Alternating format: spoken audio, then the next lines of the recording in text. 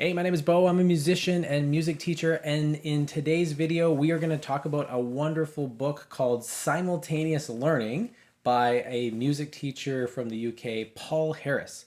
So this is one of my all-time favorite books that I think definitely all music teachers should read, but if you are a motivated student who is teaching yourself an instrument or you're a very advanced musician, I think these concepts still apply whether you're a beginner, advanced musician, or you're teaching beginners or teaching more advanced musicians.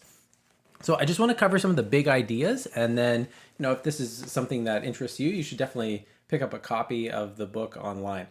So in the very first part of the book, Paul talks about music teachers getting into this very negative style of teaching that he kind of calls reacting to mistakes teaching. And so I saw this at the music schools that I've taught at. I think I did this when I was first starting to teach. But basically, whether we're using notation or not in the beginning with a student, we kind of set our lessons up where the student is always going to be doing something that's over their head. And our job as a teacher becomes just correcting their mistakes. And so you can see this with beginners. A student may be working on something from a piece of notation, and you can actually see teachers in a classroom just pointing to the next note and waiting for the student to play the next note, and if they play it wrong, the student corrects it. And those kinds of lessons tend to not be very musical, and they also tend to not be, well, they tend to not be musical. They tend to not be very effective in the student learning skills, and they also are not very motivating or interesting for the student to engage in, because the student's constantly being kind of forced to do something that they don't really understand, and then every time they make a mistake, the mistake is corrected. This isn't just a music thing. You can see this in the education system at large. A lot of people struggle with math or any specific subject because this style of teaching where we're really getting students to do things they can't handle, and then teachers react to the mistakes. And so Paul offers a different way of looking at things, and he really talks about 4 components of what he calls simultaneous learning. And so the whole reason Paul has made this thing called simultaneous learning is that when we're learning music, there's so many different facets of music a music teacher is expected to help a student with in a single 30 or 60-minute lesson once a week. We have music theory, we have instrumental technique, there's phrasing, there's the audiation, improv skills, rhythm. If you're a classical musician, most classical musicians need to learn all these kind of Italian and French terms and even some German terms. There's composition. It really just goes on and on, performance skills. And so it seems like a never-ending list of subcomponent skills that we have to teach a student. And what can happen is teachers get very tunnel visioned on teaching specific pieces. And then if you're a classical teacher, you might have students doing an exam. Right before the exam, you're like, oh shoot, I have to do all this ear training and scales and theory. And those fundamental building blocks of music, they don't really get isolated and worked on in a holistic way. They're kind of just jammed in there at the last moment. And I'm not saying every teacher is like this, but I think it's a pattern a lot of teachers fall into because it's hard to know how to manage all these moving parts and still teach repertoire. And so Paul's solution to this is something he calls simultaneous learning. And so the 4 principles of simultaneous learning, the first thing, being proactive in teaching. So say, for example, I have this Royal Conservatory book, piano level 3, and let's say I'm going to get a student to work on one of these pieces. Let me find the one I was doing. I was doing this with a student over the past few weeks, this Wild Rose piece. And I would say a lot of less skilled teachers, they will kind of just put the notation in front of a student and expect them to go. And if the student has enough background knowledge or enough skill, they can look at this notation and intelligently interpret it. They can say, okay, that was in the key of A minor. This is an A minor 9 arpeggio. I can see the way the structure of the song is. It looks kind of like an A song. They have these skills to help them learn the repertoire by looking at the component parts of the piece and understanding it. But often when music teachers present repertoire to students, we don't do it proactively. What we do is we kind of just throw students into a challenge that they don't have the background skills to cope with, and we just watch them kind of hit a concrete wall, and then we react to their mistakes and try to teach those things on the fly.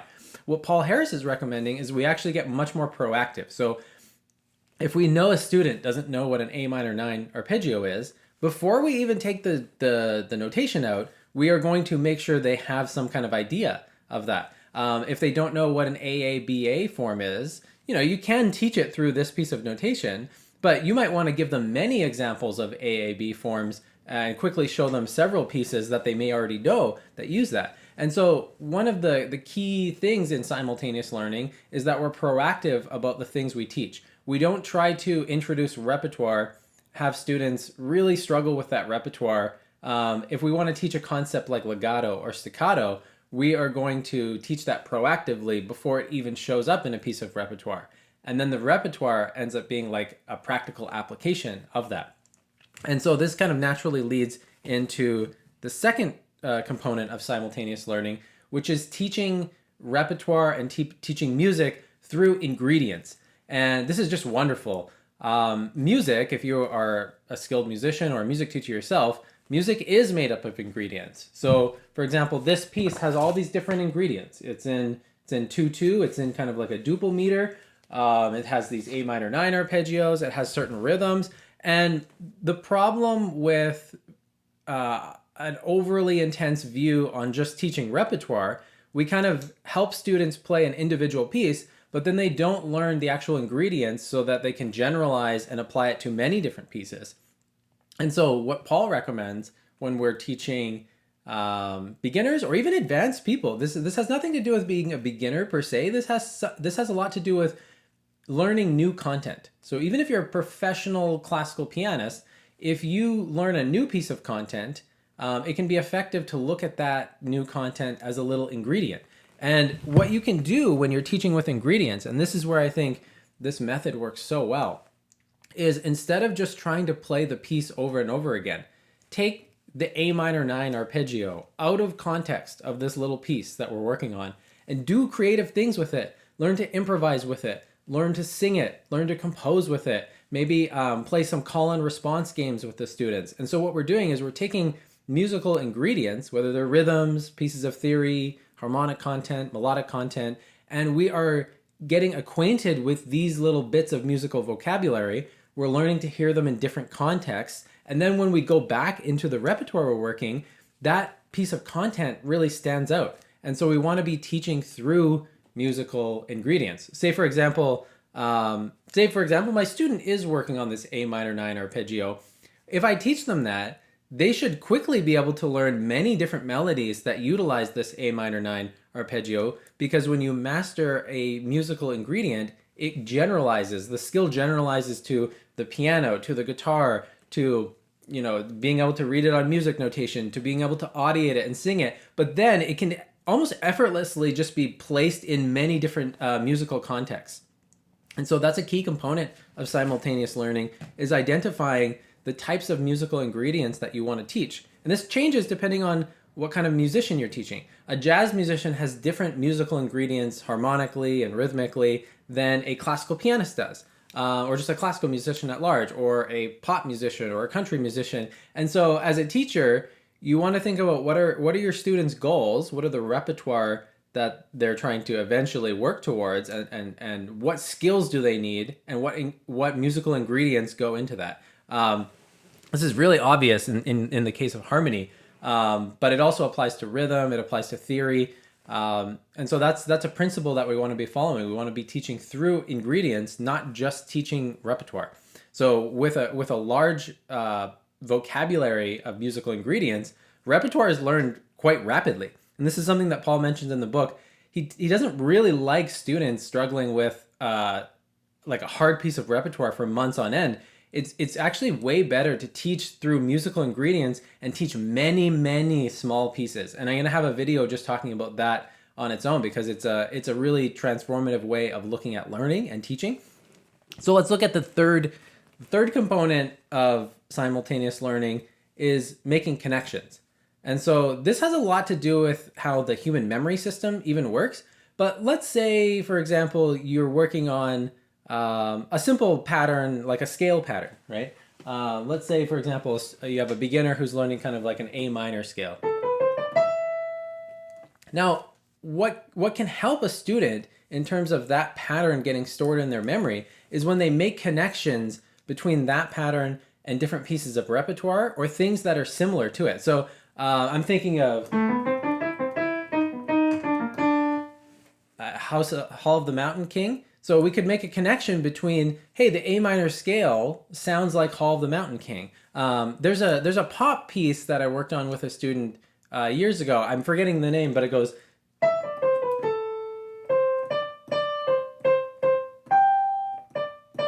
I can't remember what it is. I just remember the melody. And for me, the reason the melody stuck in my mind and in my memory is because the start of that melody sounds like a minor scale going from 5 down to 1. And so we can make connections between little musical patterns and repertoire, but we can also just make all kinds of connections, you know. Say, for example, we have two Bach pieces that are both in the key of G major, and they both utilize a G major arpeggio at some point, but it's not the exact same arpeggio. What we can do is we can show students the connection between the two.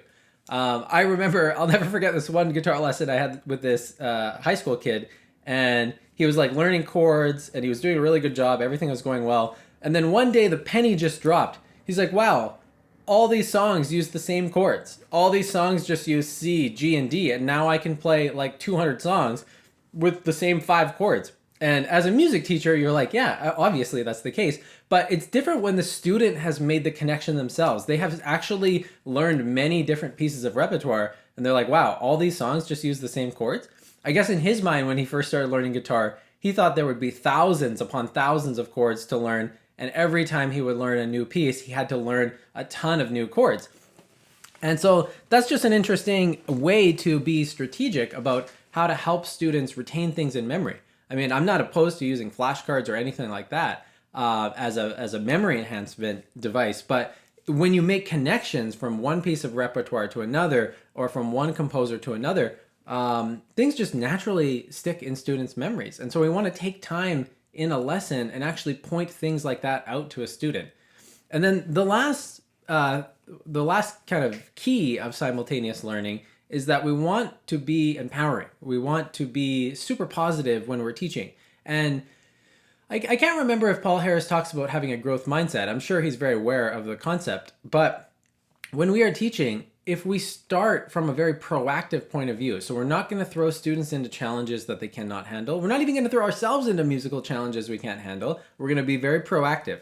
If the piece uses these arpeggios, we want to spend some time exploring those arpeggios before we even try playing the piece. And what this ends up doing is it's a very positive experience for the teacher. It's a very positive experience for the student because they're experiencing success. And I talked about this in my video on, I think it's the second video on my channel on how to become more intrinsically motivated to play music. But a big part of intrinsic motivation and enjoying anything that you do is having high levels of competence. And so when you set lessons up so students have high levels of competence, it's naturally very positive, it's naturally very motivating and rewarding, but we can even be more empowering with students. So if a student wants to learn a very challenging piece of repertoire, we really don't want to be overly negative. We can be realistic with them. We can say, hey, that's a really challenging piece, but you could do it if you break it down right and you have enough patience. You know, it may take you a while to learn this piece, maybe even a couple of years to develop all the skills you need, but we could probably start in a lot of cases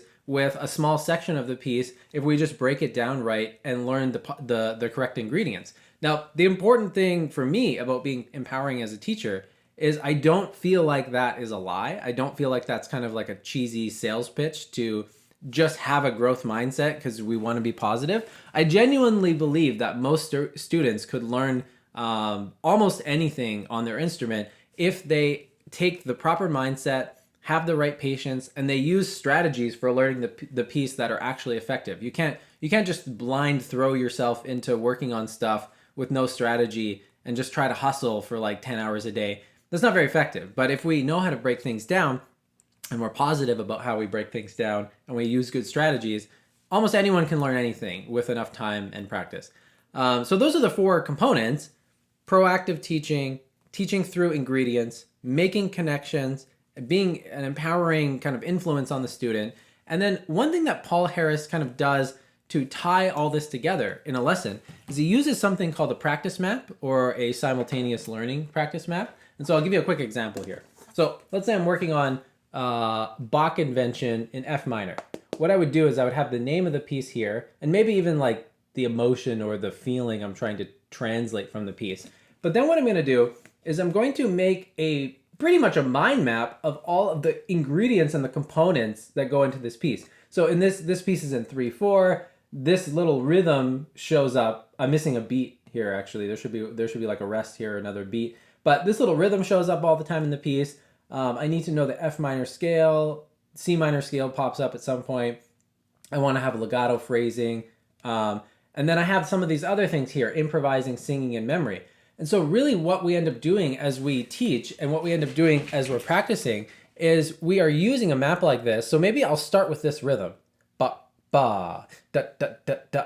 And I will explore that rhythm in different speeds, using different kind of accents on my instrument. And then what I might do is I might connect this with here. And this is the making connections part. I might connect this here with having a legato feeling. So now I'm connecting playing this on my instrument with a legato feeling. I could also make a connection here where I sing this with a legato feeling. So now I'm connecting all these. And he recommends, drawing actual lines to make this explicit to beginners so they can see. I could use this rhythm and improvise with a legato feel, right? And so I have to stick to the rhythm, but I can change the notes. I could play this scale, every note of the F minor scale, and just play this rhythm in the key of 3/4. And then I could make a further connection with legato. And so I forgot to mention that when I was talking about making connections, but this is a big part of making connections is we're connecting these different facets of music with each other so we can see how the ingredients link up. I might do this from memory. I might do this while singing. And so you kind of get the point here. We can make connections between sight reading and singing and memory and little pieces of content. And so the simultaneous learning practice map is something that you can get a beginner or anyone really to fill out after you work on a song.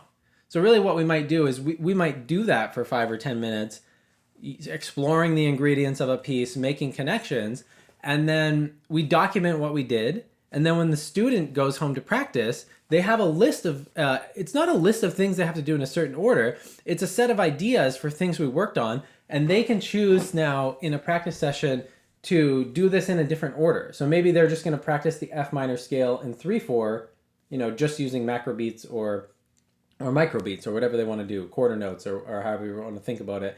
And they have their own kind of practice menu. So as a music teacher, I'm not really worried if a student practices those things in a certain order. I'm more worried, are they working on these fundamental skills and kind of playing around with them and developing some facility to work on them? And in my experience, once you dissect enough pieces like that with a student and show them practice maps, they naturally start analyzing pieces on their own. They naturally start developing a sense of what the song structures are, and they can look at a piece and start identifying what the ingredients are. And what's cool is if you teach a beginner to do that from the beginning, even very young kids, they're learning things like music theory and harmonic analysis and rhythmic analysis and song forms from the beginning of their lessons.